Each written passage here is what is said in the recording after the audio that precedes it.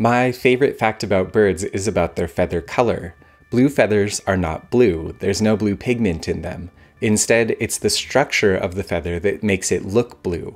And I've understood that a little bit, but not at a very detailed level. So I reached out to another YouTube channel called Backyard Expeditions.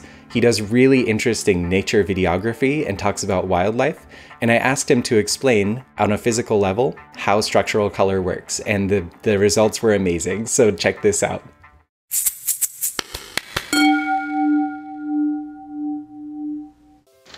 A hummingbird in the Talamanca Mountains of Costa Rica. From this angle, while still beautiful, it is quite plain. But then it turns and wow! Just the right angle and it is spectacular. And you can see why it is called the fiery-throated hummingbird. This radical change in appearance is because it, and other hummingbirds, are iridescent. At one angle, they are kind of dull, and another, they are strikingly beautiful and colorful. This is achieved not through pigment, but by the way light interacts with microscopic structures in the feathers. Structural color. The feathers of this hummingbird are comprised of different layers, acting as a thin film over the main feather structure.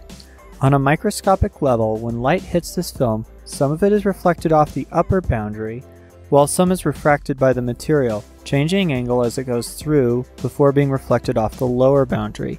The distance the light travels through the layer determines what color is reflected. For this intense red of the fiery-throated hummingbird's throat, this distance has to be 625 to 740 nanometers wide, while for the blue cap, it must travel a shorter distance of 450 to 485 nanometers, having to be the exact wavelength of the light being reflected. When the light shines through, the light that is reflected off the lower boundary goes further and is out of phase with the light reflected off the upper boundary. If they are full wavelengths, or to complicate things a little more, a whole wavelength multiple, the light waves constructively interfere, creating the intense color. At a different angle, the light does not travel the exact distance, and the reflected light now deconstructively interferes, and the iridescent color does not show up, explaining how this bird can go from dull to colorful with a turn of its head. What about this jay, or this bluebird, or this blue grosbeak? If you shine a light through any of their feathers, you see the color vanish like on this macaw feather, because the blue is structural, just like those on the hummingbirds, in contrast to the pigment-based banding on this pheasant feather, which remains the same color no matter where you put the light on it. These blue feathers are a little different than those of the hummingbirds.